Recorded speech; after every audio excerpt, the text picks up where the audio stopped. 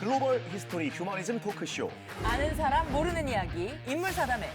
자, 오늘도 변함없이 만능 지식 테이너시죠. 우리 곽재식 교수님 나와주셨습니다. 안녕하십니까. 안녕하세요.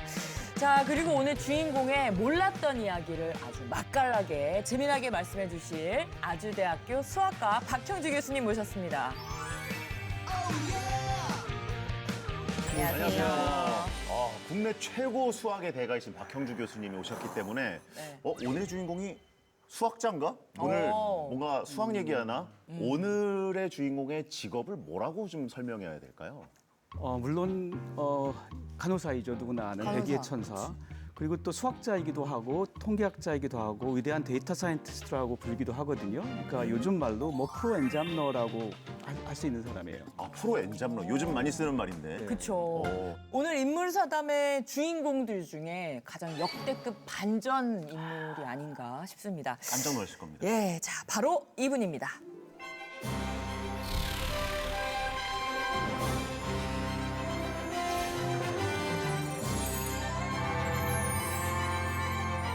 그렇죠. 그치. 백의의 천사, 간호사. 바로 떠오르는 여기까지가 대표적인 이미지인데.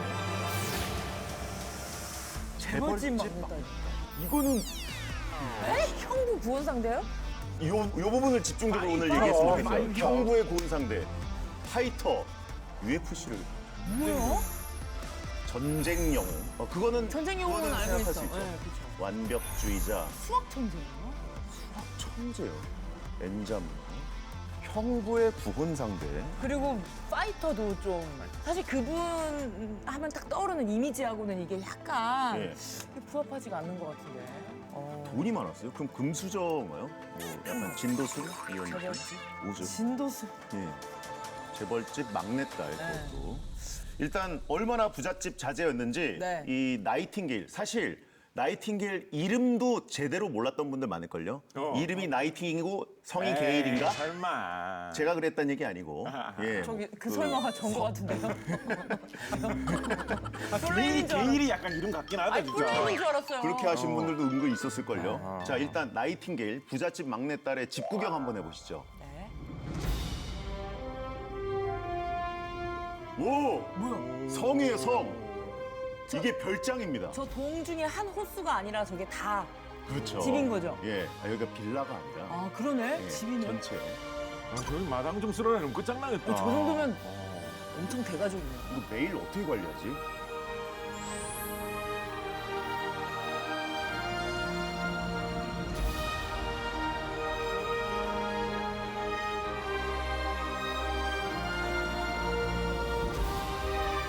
여름 별장이 있어? 겨울 별장, 여름 별장이 딱 있네. 집 중에 하나일 겁니다. 아, 집 중에 하나예요? 네, 네. 와, 분수대야. 와, 분수 저거 틀어놓으면 저 돈 엄청 깨지는데. 저 밀수가 얼마야.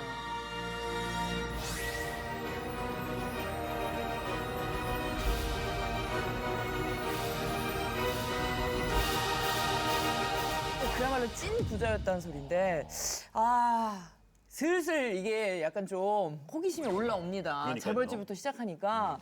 그 재벌집 막내딸도 좀 반전으로 보이는데 예.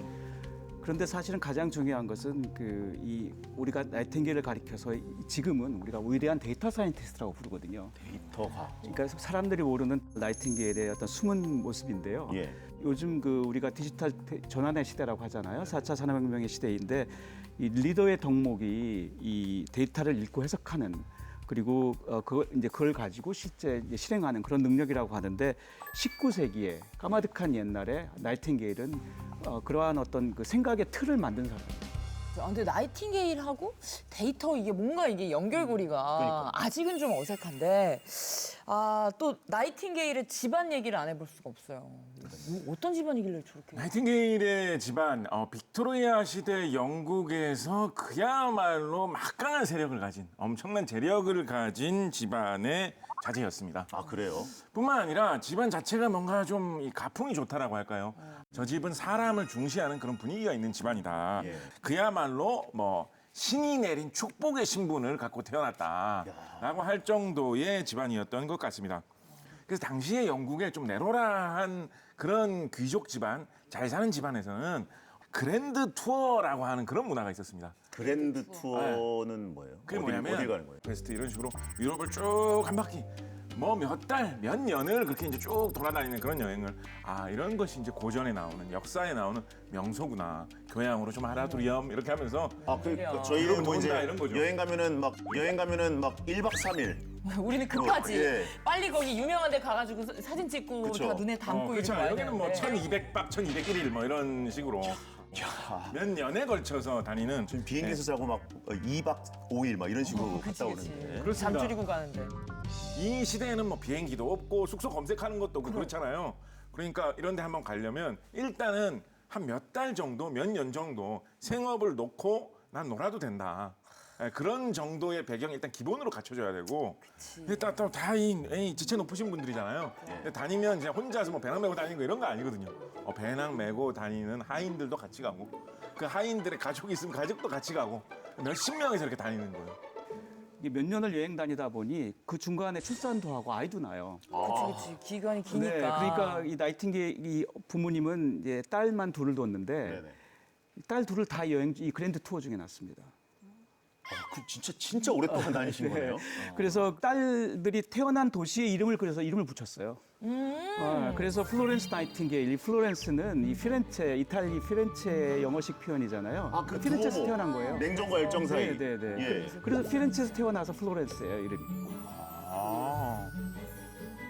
언니는 파세노프 나이팅게일인데요. 이 파세노프는 나폴리의 그리스식 표현입니다. 그러니까 나폴리에서 태어났어요. 일단 이탈리아에서 좀 분위기가 좋았나 보네요. 부모님들이. 원래 여행 가면 더. 당시 예술의 그런 국가니까 나라니까 그 나라의 그런 어떤 그 예술품들을 보기 위해서 아마 상당히 긴 시간 소요했던 것 같습니다. 그 집안이 대단했지만 근데 그 단지 그 돈이 많고 뭐 그냥 아주 뭐 유혹했다 이게 아니고 굉장히 교육관이 또 특별했던 것 같아요. 이 19세기 중반인데요. 네. 여성에게 대학 교육이 허용되지 않던 시절이에요. 그렇겠지. 뭐 이런 시절이어서 이 나이팅게일은 당연히 뭐 대학에 입학이 불가능하던 시절인데 그래서 이 아버님이 우리 딸들을 부잣집안에 그냥 뭐 딸로 태어나서 뭐 시집 잘 가는 그게 아니고 교육을 잘 받고 세상에 대해서 이해하기를 원했던 것 같아요. 그래서 그래서 12살부터 뭐 그 집안에 음악 교사, 미술 교사를 둬서 교육을 시켰고 그 외에 뭐 수학, 역사, 종교, 철학 등은 아버님이 직접 가르치셨다고 그래요. 홈스쿨링을 한 거죠. 자매인데 네. 언니는 전형적인 그 귀족 집안의 딸도 잘 살았고요. 성향이 약간 성향이. 귀족계 그렇죠. 걸맞은. 근데 나이팅게일은 굉장히 언니랑 달랐다고 그래요. 지적인 어떤 호기심이 많았고 그리고 특히 어릴 때부터 수학적 재능이 뛰어나서 그 천재라고도 들렸다고 합니다. 교수님은 수학자로서 나이팅게일의 이야기를 보시다가 수학을 이렇게 잘했으면 되게 반가우셨겠네요. 반가웠고요. 그리고 처음에 제가 이제 이건 이해하기 힘들다 생각했던 거는 어차피 수학을 잘하고 해도 어차피 대학도 못 갈 거고 예. 학자가 될 것도 아니고 남들하고 대화할 때 교양 있어 보이는 거 이상을 할 이유가 없거든요. 근데 이 사람은 그렇지 않았잖아요. 그러니까 예를 든다면은 항상 수첩을 갖고 다녔대요. 그래서 그 여행한 지역을 기록하고 그리고 출발한 시간, 도착 시간을 기록하고 그 나라의 사회제도, 복지 시스템 뭐 이런 걸 기록하고 그러면서 나중에 이제 그것들이 쌓일 거 아니에요. 그러면 각 도시들을 비교하는 거죠. 그래서 어느 도시는 어떤 특성으로 이런 게 발전해서 결론을 끌어내고. 그러니까 어떤 통찰력이 그런 데서 생기는 거죠. 그러니까 이 도시가 이런 문제를 갖고 있다면 저 도시처럼 이런 정책을 써야 돼. 이런 결론을 끄집은 통찰을 갖고 있었어요. 보통 우리는 새 도시에 가면 주로 맛집 여행 이런 거 하거든요. 맛집 여행 이런 거 하거든요. 그런데 복지제도에 비교를 하면서 다닌다라는 거는 그러니까요. 대단하죠. 아니 근데 이런 나이팅게일이 어떻게 하다가 이제 간호사의 길로 들어서게 되는지 그러니까요. 계기가 있을 것 같은데요. 그 1837년이 그 빅토리아 시대 그 자본주의 서막이 열린 시기라고 하거든요. 네. 그러니까 발전이 이제 되면서도 또 빈부격차가 심하던 시대예요. 그러니까 본인은 그 다이아몬드 수저인데 정말 여행할 때마다 이 빈자들의 삶에 굉장히 그 관심이 많았대요. 그리고 사회에서 또 여성의 삶이 어떤 제한되고 교육받을 기회가 제한되고 이런 것들에 대한 어떤 문제의식이 컸던 것 같아요. 당시에 여성의 유일한 직업은 결혼이었다고 그러거든요. 아, 너무 슬프다. 그러니까요. 유일한 직업. 그래서 게다가 여성의 투표권도 없었고. 그러니까 이 나이팅게일이 그 직업을 갖는 것, 특히 더구나 당시에는 그 귀족 집안이 하지 않는 직업으로 여겨지던 그런 간호사라는 직업을 갖는 그런 어떤 결단을 하게 하는 것에는 굉장히 많은 계기가 필요했을 겁니다. 아까 나이팅게일 집안이 좀 사람을 중시하는 가풍을 가지고 있다라고 말씀드리지 않았겠습니까? 나이팅게일 집안이 워낙에 재산도 많고 땅도 많고 하다 보니까 이 어머니하고 언니들하고 나이팅게일이 그런 봉사활동 우리 내가 관리하고 있는 요 영역에서 좀 불우하게 사는 사람들이 있나 좀 살펴보자, 도와주자 이런 거를 좀 하고 다녔대요. 근데 그러던 어느 날 나이팅게일이 한 17살 정도 됐을 때 가난하게 사는 사람들 실상을 보고 굉장히 큰 충격을 받았다라고 합니다. 그때 회상하면서 나이팅게일이 이렇게 기록을 남겼다라고 합니다. 제가 좀 읽어드릴게요. 예. 우리가 파티에서 좋은 음식을 먹고 화려한 생활을 하고 있는 동안 이 사람들은 이런 비참한 생활을 하고 있었구나. 시인들이 낭송하는 이 세상의 영광도 모두 위선으로 느껴진다. 나는 이 사람들을 돕고 싶다. 그러니까 아무 그냥 부잣집의 이 막내 딸로 살면서 그냥 뭐 세상 다 좋고 뭐 놀 거 많고 이런 것만 생각을 하다가 막상 세상에 다수의 사람들이 사는 모습을 보면서 아 현실이 이렇구나.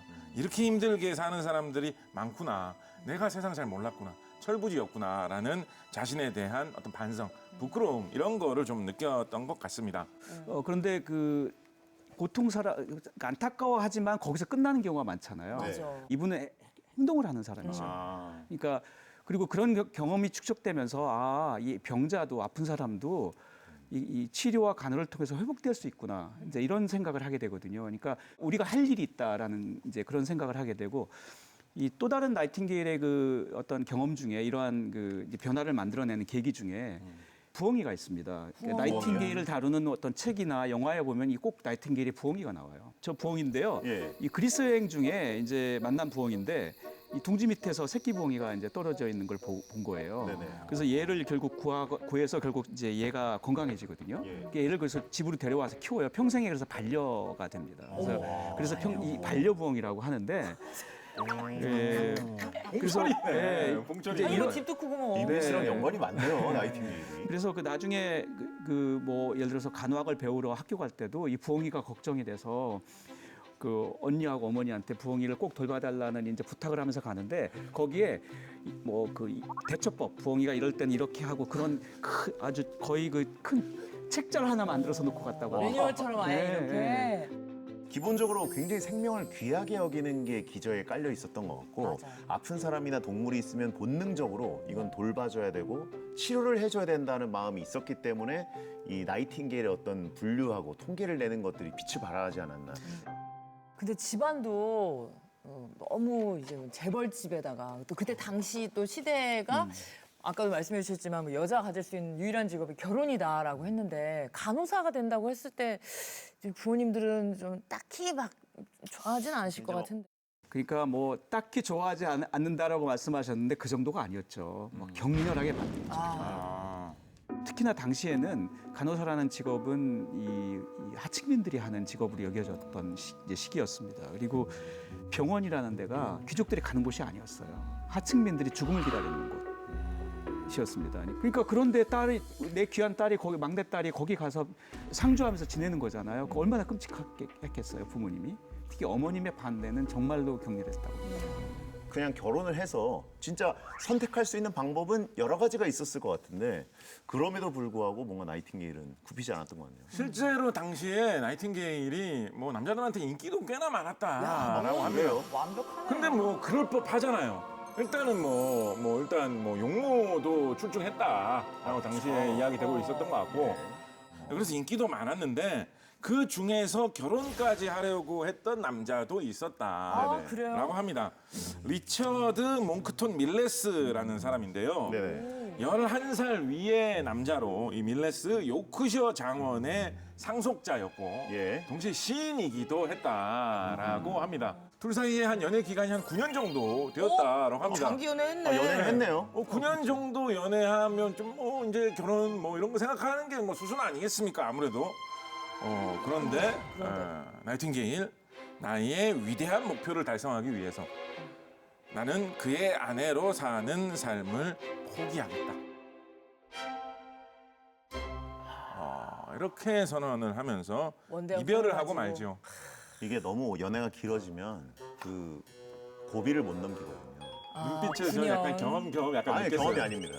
이거 통계. 경험. 아, 통계예요? 예, 세상을 데이터, 이렇게 데이터. 통계로 알고 있기 때문에 본인 데이터 포함된 데이터. 아니에요. 그냥 그거 이게 아니고. DJ 하다가 뭐 이제 온 사연들이나 이런 거 보면은 아하. 너무 장기하게 사연에서. 하면은 결혼이라는 넥스트 스테이지로 못 넘어가는 경우들이 있는데 다른 청혼자로 해리 버니라는 사람도 있습니다. 또 있었어요? 이 사람 자유당원이었고요. 예. 행정 개척자로서도 활약한 인물이고 나이팅게일에게 청혼도 한 사람이었습니다. 청혼을 했던 그해 겨울에 나이팅게일 집에 이렇게 놀러 왔다가 네. 이걸 뭐라고 해야 될까요? 뭐 적당한 속담이 생각나지 않습니다만 나이팅게일 플로렌스 나이팅게일 옆에 언니가 보이는 거예요.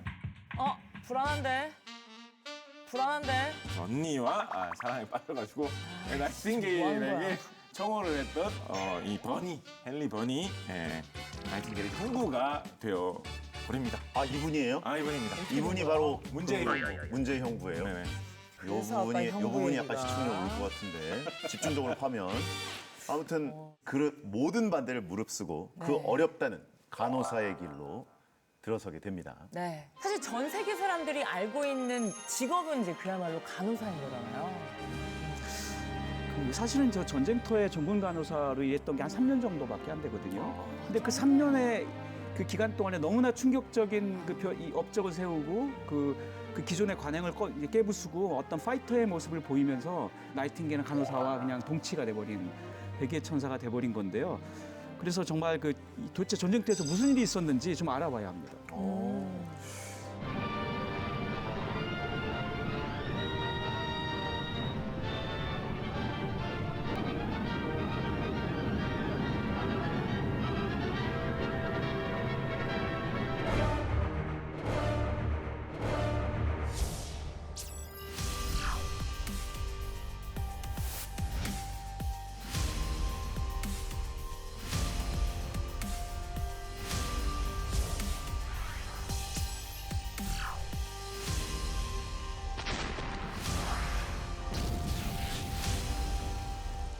그 기자가 종군 기자라는 개념이 처음 생긴 게 크림 전쟁이라고 합니다. 오. 그래서 당시에 기자들이 가 있었어요. 그리고 그런 전군 기자들의 그런 거의 그 전쟁터를 생방송하는 듯한 그런 느낌인 그런 것들이 이제 그때 처음 이루어졌는데 병원의 그 실상을 국민들에게 알릴 알리는 수 있는. 방법이 있었거든요.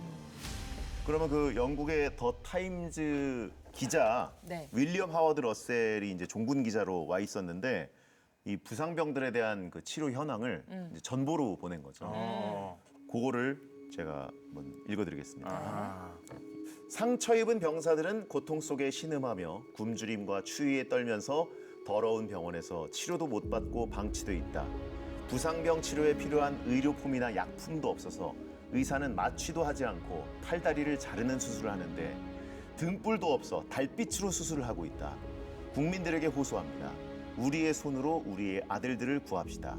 영국에는 진정 크림반도로 갈 용기 있는 간호사가 없는가? 와. 일단 뭐 이렇게 기사가 전해졌으니까 또 여론은 들끓었겠어. 네. 네. 그래서 전쟁터에서 지금 막 젊은이들이 죽어나가고 있는데 의료 인력도 부족하고 각종 의약품도 부족하고 막 이런 이제 사실들이 알려졌잖아요. 그래서 이제 당연히 비난 여론이 생겼겠죠. 당시 그 육군성 장관이 그 시드니 허버트라는 분인데 이분이 이제 그 나이팅게일에게 전쟁터에 종군 간호사를 가달라고 요청을 합니다. 그래서 나이팅게일이 이제 38명으로 구성된 간호원정대를 이끌고 당시 그래서 캡틴이 되죠. 이제 그 당시 스쿠타리 야전병원으로 이제 가게 되는 건데요. 근데 그 육군성 장관이 그러면 나이팅게일을 직접 뭔가 지명한 건가요?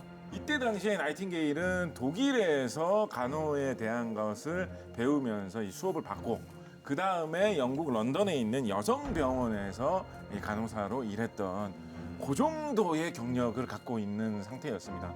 그런데 어떻게 이런 임무를 수행할 수 있었을까? 나이팅게일 부잣집 따님이셨거든요. 엄청 부자. 그래서 인맥이 굉장히 풍부했습니다.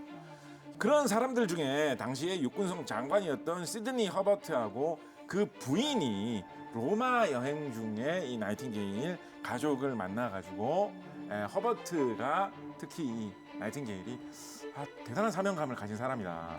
간호사 일을 이렇게 진지하게 생각하는 이런 부잣집에 딸이 있다니 대단하다라는 생각을 갖게 되었고 그래서 그 후로 둘이 같이 여러 가지 일들을 많이 하게 되는 것입니다. 또 생각해보면 되게 신기한 게 보통 이런 부잣집에서 유력 인사하고 이렇게 끈이 있으면 보통은 군대에서 좀 빼주는데 아니면 신검에서 면제를 달라고 이런 쪽으로 활용을 하지 않을까라는 게 사실은 우리나라의 과거에 많이 있었던 문제거든요. 근데 나이팅게일은 오히려 전쟁터로 가기 위해서 인맥을 활용을 했다라는 그런 차이가 있죠. 또 간호대장으로. 그렇습니다. 그러니까. 크림 반도에서 부상당한 병사들은 바다를 건너가가지고 튀르키예 땅 이스탄불 근처에 있는 스쿠타리라는 막사 병원으로 옮겨졌다라고 하는데요. 네네. 이 전쟁에서 부상을 입고 낯선 튀르키예 땅에 어느 이상한 막사에 누워 있는데 내가 살아 돌아갈 수 있을까? 고향이 그립다. 엄마 보고 싶어. 막 이런 생각하면서 온갖 생각에 잠 못 이루고 내일은 죽는 거 아닐까 이런 생각을 하고 있는데 등불 하나가 멀리서 이렇게 밝아오는 게 보이는 거예요. 다가오면 오늘 좀 괜찮아지셨냐고, 좀 덜 아프시냐고 이런 물어보는 나이팅게일 목소리가 들리고 하면 희망을 얻고 램프의 요정 뭐 이렇게 볼 수 있는 거예요. 네, 영어로는 그냥 Lady with the Lamp라고 하는데요. Lady with the 그래서 이게 헌신적인 사람을 의미하는 시적 표현으로도 지금은 이제 불리는데요. 예. 진짜 뭔가 모성애도 느껴졌을 거고. 제가 군인 시절에 느꼈던 건 그 불침번 나갈 시간입니다. 이거 전 근무자가 깨우는 거. 전 근무자가 깨우는 거 있거든요. 그거밖에 없어요. 총소리 나면서. 그분도 뭐 등불을 갖고. 등불 안 들고 오고 이렇게 헬멧 삐걱삐걱 소리 나요. 깨워요. 헬멧을 쓴 사나이. 예. 헬멧을. 리더 헬멧. 그리고 부상병들이 예. 정말 감동해서 이제 가족들에게 편지 쓰면서 여기에 이런 천사가 있다 이제 이런 얘기를 하게 되면서 이게 영국 국민들에게 알려지죠. 그때 더 타임즈 기사 내용이 있는데 네. 제가 한번 읽어드리겠습니다. 병원에서 그녀는 한치의 과장도 없이 섬기는 천사였다. 그녀의 가녀린 모습이 복도 하나하나를 지날 때마다 모든 이들의 얼굴이 감사의 마음으로 누그러졌다. 모든 의료진과 군의관들이 밤을 맞아 처소로 돌아가고 적막함과 어둠이 길게 누워있는 병자들 위에 내려앉을 때면 작은 등불을 그 손에 들고 홀로 순회를 돌고 있는 그녀를 볼 수 있었다. 그래서 이 기사를 이제 미국 사람들도 읽게 될 거예요. 네. 지금은 아주 뭐 위대한 시인이라고 불리는 롱펠로가 이 기사를 보고 너무 감동을 했어요. 그래서 시를 썼습니다. 시를? 네, 산타 필로메나라는 시를 썼는데 그 시에 이제 이 표현이 나오는 거예요. A lady with a lamp, 그 램프를 든 여인. Lo, in that house of misery, a lady with a lamp I see, pass through the glimmering gloom and flit from room to room. 진짜 병사들은 사실 가족들을 못 보고 그냥 먼 전쟁터에서 운명을 달리하는 건데 거기서 이제 나이팅게일이 임종을 지켜주고 손 한번 잡아주고 이게 엄청난 위로가 됐을 것 같은데 이 정도면 진짜 위인전에 나오는 인물이 될 수밖에 없는 거죠. 사실 우리가 역사를 들여다보면 정말 헌신적인 성자들이 있잖아요. 정말 이 병자의 그런 아픔에 공감하고 그들의 곁을 지키고. 그러니까 나이팅게일만 그랬던 건 분명히 아니거든요. 근데 왜 나이팅게일만 이렇게 유명하지? 뭐 일단 그런 질문. 그다음 그러면 그렇게 헌신적인 간호를 하고 그렇게 그 병자에 대한 어떤 아픔에 공감하고 하는 그런 것들을 통해서 정말 많은 사람을 살렸나? 나이팅게일이 그 중에서 돋보이는 것은 결국 결과를 만들어냈거든요. 결과. 그러니까 크림 전쟁에서 그 통계의 숫자가 좀 몇 가지 숫자 약간 다른 숫자들이 있는데 50만 명에서 70만 명이 죽었다고 하거든요. 이게 양쪽 다 합쳐서 무지막지하게 죽었던 거잖아요. 그러니까 총 맞고 칼 맞아서 이렇게 많이 죽는다는 걸 나이팅게일이 의심했어요. 그거 아니고 다른 게 있는 것 같다. 다른 거. 그래서 아까 왜가 있고. 왜? 그래서 이 사람은 왜 이렇게 많은 병사들이 죽지라는 질문이 그냥 너무나 가슴 아파서 하는 외침이 아니라 정말로 의문, 어떤 과학자의 의문이었어요. 그래서 이제 이유를 분석하기 시작한 거예요. 그래서 분석하려고 이제 각종 그 병원의 통계 데이터들을 이제 모아보죠. 근데 문제는 데이터가 없어. 그치. 아무도 왜냐면 모아놓지 않은 거예요. 병원에서 당장에 환자 고치느라고 바쁜데 무슨 데이터가 언제 모으겠어요. 그러니까 게다가 야전 병원이 여러 군데 있잖아요. 네. 야전 병원들이 다 데이터 모으는 방식이 다 다르고 이 표도 다 달라요. 무슨 원인으로 환자가 죽는지를 다 모아가지고 분석이 불가능한 거예요. 그러니까 뭐 기준이 있었을 네. 때도 아니고. 그래서 결국은 이 나이팅게일이 이제 자기 그 주둔군 사령관에게 탄원을 합니다. 모든 야전군 이 병원에서 동일한 형태로 반드시 그 환자 기록을 다 기록하게 하고 보관하게 해달라. 그래서 결국은 그게 이루어지거든요. 그 크게 어려운 일이 아니니까. 이제 그런 일이 생기면서 이제 이 각 군 병원에서 각종 데이터들을 이제 모을 수가 있게 돼요. 그리고 그것들을 다 모아놓고 이제 드디어 이 사람의 통계학에 대한 그런 재능을 가지고 분석을 합니다. 그 데이터를 보니까 총 맞고 칼 맞아 죽는다고 사람들이 다 그동안 그렇게 얘기했는데 그 사람들 그렇게 죽는 사람들 많지 않더라. 아까 그 의문 왜 이렇게 많은 탁월하는 병사를 거죠. 죽어야 네. 할까요? 그러면 뭐 때문에 결국은 거기 가가지고 더러운 물에 혼탁한 공기에 병에 걸려 죽는다. 의생이었다라는 걸 밝혀요. 근데 그걸 철저하게 데이터로부터 이제 증빙하는 거죠. 와. 네.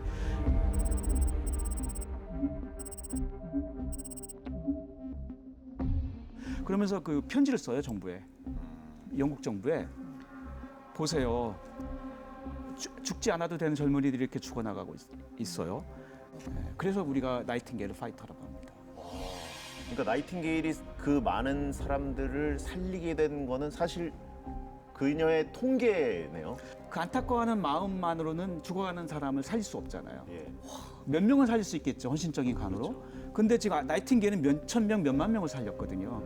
그러니까 이러한 변화는 그러니까 단지 그 가슴 아파하는 것으로 거기서 그친다면 생길 수 없는 변화라는 거죠. 당시에 나중에 결론적으로 말하면 사망자 수를 세보니까 원래 한 42% 사망했답니다. 병원에 가면. 그 전에는. 그런데 나이팅게일의 변화 이후에 사망률이 2%까지 줄었다고 그래요. 근데 이게 이제 40%가 준 거잖아요. 이게 대충 생각해 보면 10,000명이 병원을 가요. 옛날에 4,200명 죽었잖아요. 이제 200명만 죽잖아요. 그러니까 죽어야 돼 4,000명이 사는 거잖아요. 이거 진짜 그냥 천사네요. 수치가 확 줄어들었네. 이분은 이런 데이터적 마인드를 가지고 실제 이런 변화를 일으켜내면서 나중에 어떤 쓴 글에는 어떤 얘기를 하냐면 자기는 사회과학이나 윤리학도 데이터 사이언스라고 생각한다 이런 말을 썼어요.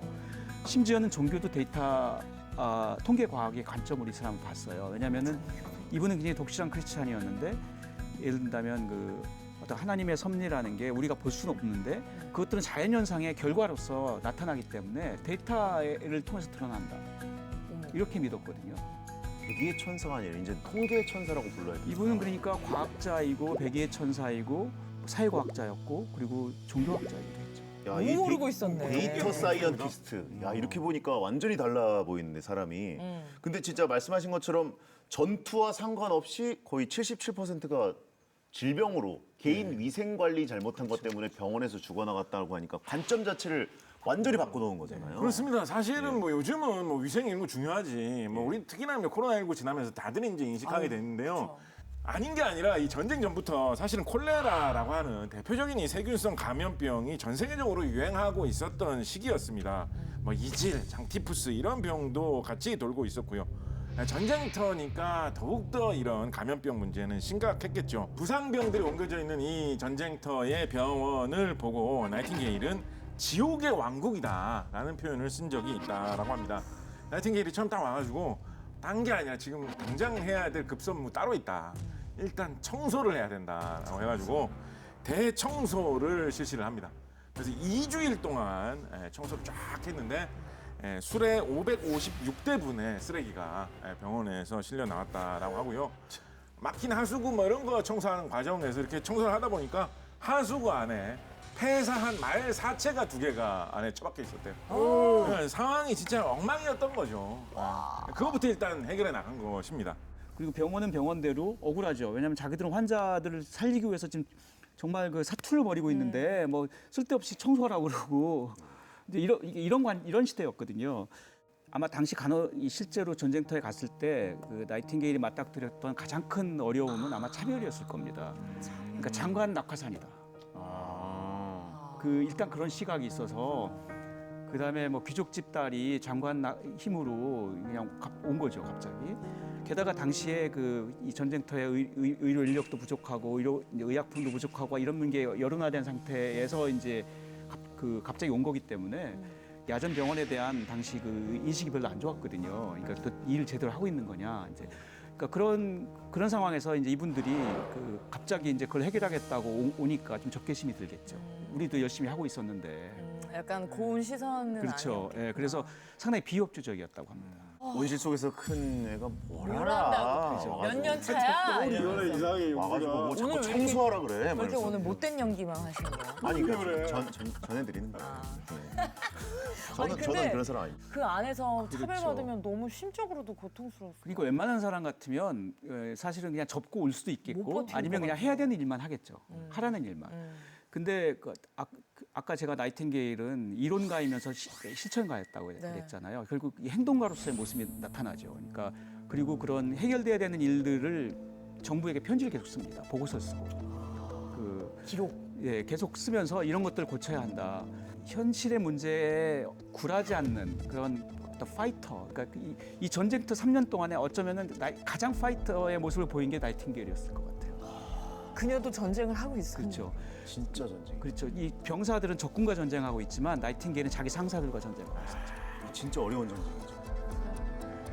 이게 정부에다가 계속 편지를 보냈다고 하셨잖아요. 그 편지에 이렇게 써 있어요. 매트 한 장 공급하는데도 무조건 문서가 필요합니다.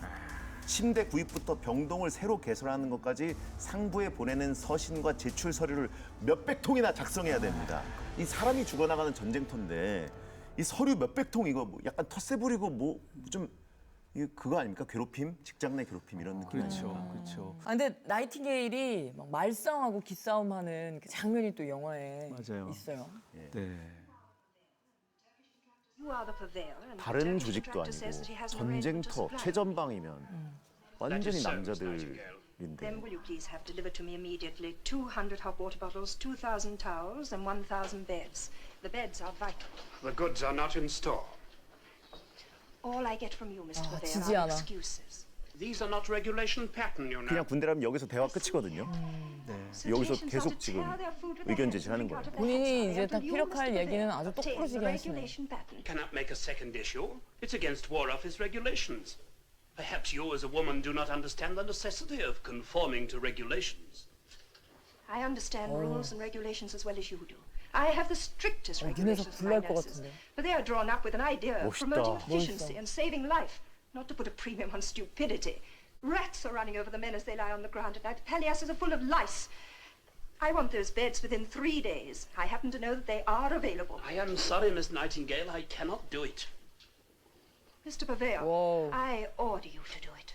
I only 정말 take my 파이터죠. orders from the Treasury. 파이터 나이팅게일. Of course, if you change the regulations.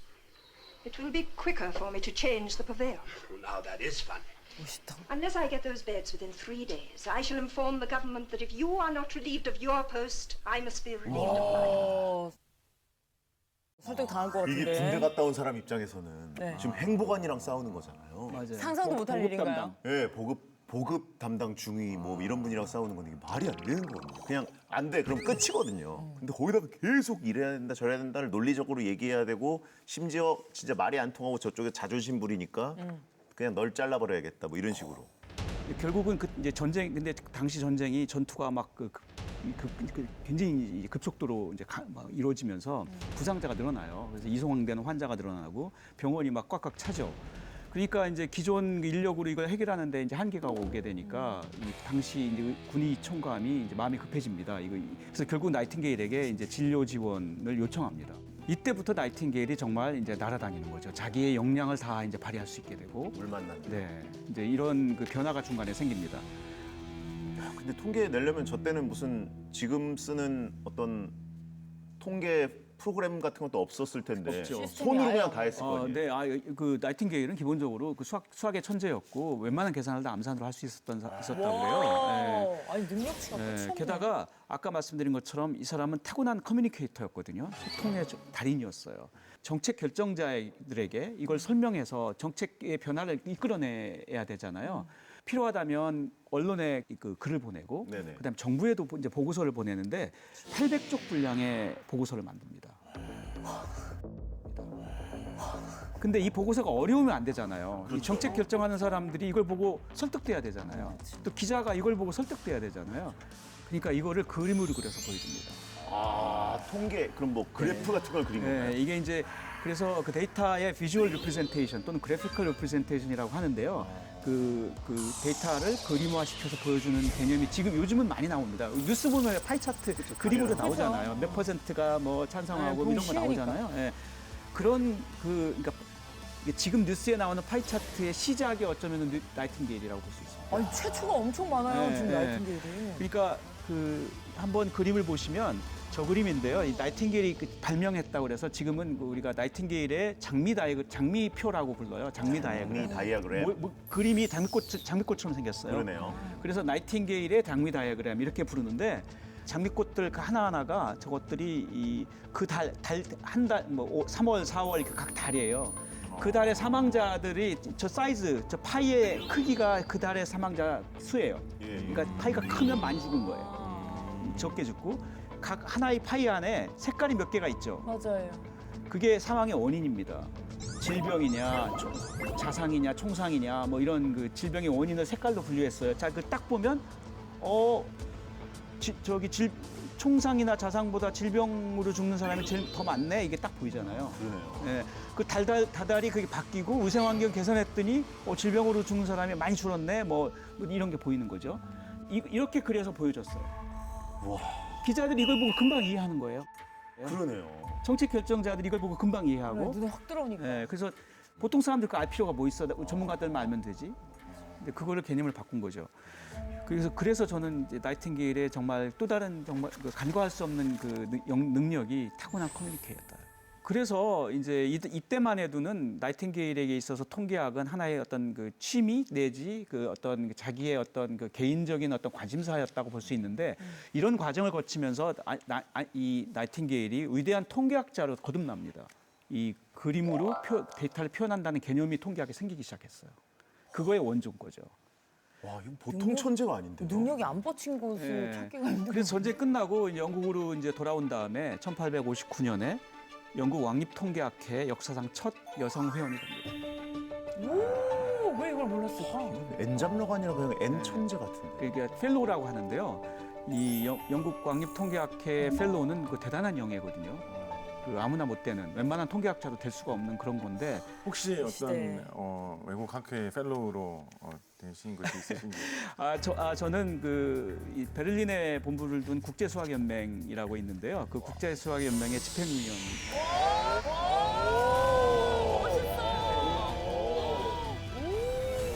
빌드업이셨던 건가요?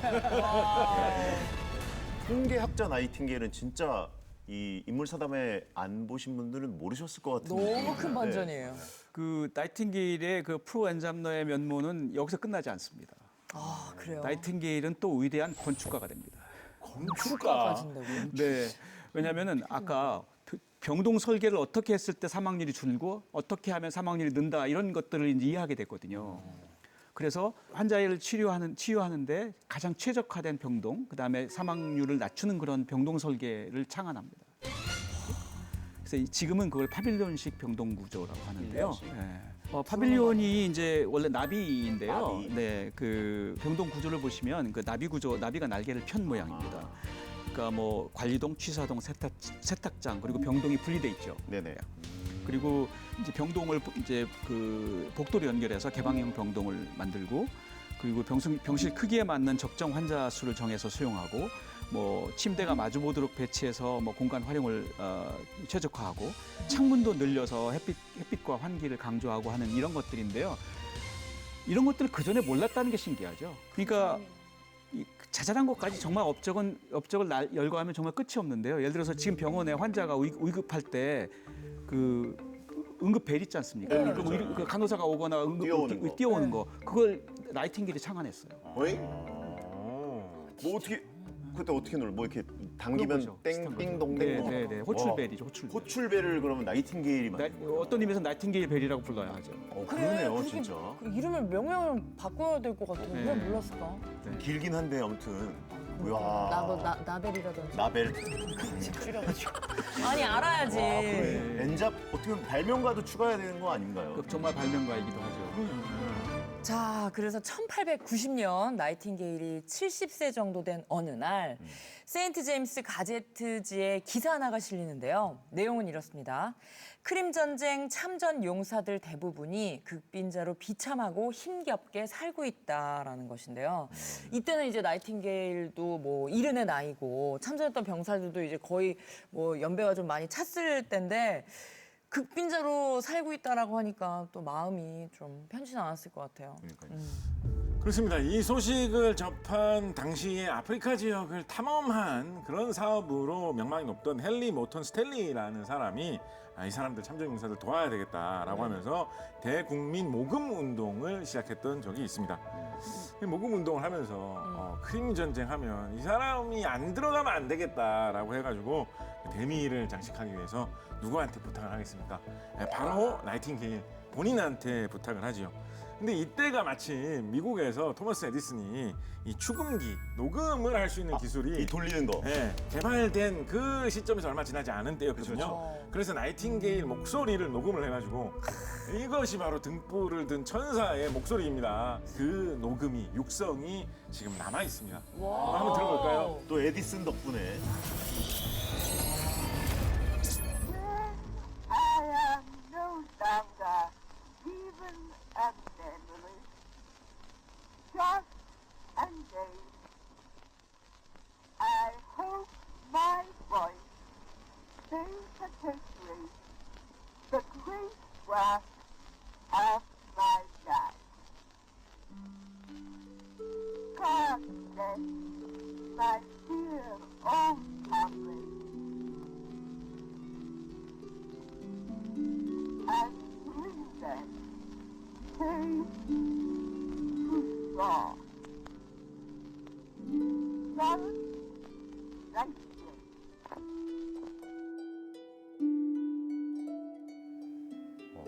근데 오히려 저 축음기에 굉장히 낡은 음질이니까 더 좀 느낌이 감동적인 것 같은데 이 전설적인 인물 나이팅게일의 육성이 공개되니까 네. 영국 국민들이 아주 폭발적인 관심을 보였다고 하는데 근데 왜 동지들이라고 표현을 했는지 궁금하기도 하고 굉장히 멋진 표현이기도 약간 뭐 전우라고 생각하는 거 아닐까요? 전우. 그 지옥의 왕국 예. 같이 돌파하면서 헤쳐나온 그런 사람들이다. 그래서 뭐 병사들의 어떤 수호신 같은 수호천사 같은 그런 느낌이 있잖아요. 그래서 더 좀 감동적인 것 같기도 합니다. 그 2020년의 영국 가디언지 내용인데 나이팅게일이 만약에 부활을 한다면 등불 대신 노트북과 스마트폰을 들고 다닐 것이다. 생각이 좀 비슷하네요. 그의 노트북엔 데이터로 가득 찬 스프레드 시트가 들어있고 사망자 수 통계의 신뢰성을 두고 트위터에서 열띤 논쟁이 벌어질지도 모른다. 뭐 이런 얘기가 있는데 정말 현대에 만약에 나이팅게일이 태어났으면 또 어떤 많은 업적을 이뤄냈을지가 궁금할 정도로 앞으로 저는 도표나 뭐 그래프 이런 것들 통계 관련 뭘 보면은 나이팅게일이 먼저 떠오르거든요. 간호사 선생님들이 아니라 오히려 그쪽으로도 쏠릴 것 같은 생각이 듭니다. 저는 병원만 가면 너무 병원 생각이 구조, 날 것 같아요. 구조. 구조. 건축물 이런 통계 다. 통계학 시험 칠 때, 찍을 때 나이팅게일 선생님 천사여 도와주세요. 저의 등불이 되어주세요. 그래도 봐가면서 도와주시지 않을까요? 예. 이게 좀 떠올랐던 장면이 뭐냐면 네. 그 코로나19 초기에 정말 무섭고 되게 문제 심각했을 때 맞아요. 그때 의료 인력도 막 부족하고 그랬던 시기에 우리나라의 간호사관학교에서 간호사관 생도들이 그 어떻게 보면 어린 친구들이잖아요. 네네. 근데 이제 교육을 마치자마자 처음으로 이제 발령받아가지고 가면서 다 코로나19 현장으로 간다고 딱 격리 딱 하고 딱 떠나는 그 모습이 떠올랐거든요. 그때 백신도 없고 뭐 변변한 치료제도 없을 텐데 맞아요. 어떻게 보면 그 거기에 군 생활 처음으로 다 투입이 되신 거예요. 그분들은 그런 생각을 해보면서 우리 곁에도 대한민국에 오늘도 나이팅게일들이 있다 그런 생각도 해보았습니다. 교수님 오늘 어떠셨습니까? 네, 정말 나이팅게일이 가진 그 여러 그 다양한 모습은 정말 볼 때마다 신기합니다. 그러니까 뭐 정말 방대하고 종합적인 사고와 방법론을 지닌 사람이었죠. 이런 사람들을 가리켜서 폴리매스라고 합니다. 그러니까 서로 연관이 없어 보이는 다양한 영역에서 출중한 재능을 발휘한 사람인데요. 저는 오늘날 정말 필요한 인재가 이런 사람이 아닐까 싶어요. 지금 만약 나이팅게일이 태어났다면 정말 큰 변화를 만들어냈을 것 같습니다. 이 시대 젊은이들이 진짜 딱 봐야 될 롤모델을 삼아야 될 사람인 것 같아서. 아, 뭔가 오늘은 좀 울림이 다르네요. 네. 진짜 다르네요, 깊이가. 네. 자, 저희는 다음 이 시간에 알프레드 히치콕 편으로 찾아뵙겠습니다. 감사합니다. 고맙습니다.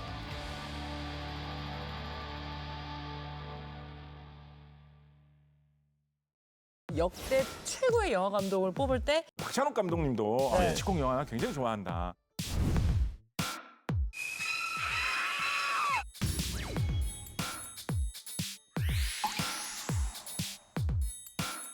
킴노박 히치콕하고 관계가 안 좋았던 걸로 아주 악명 높은 배우이기도 하죠. 새해를 찍을 때 엽기적이야. 그래서 이 모든 일이 주디 갈란드가 미성년자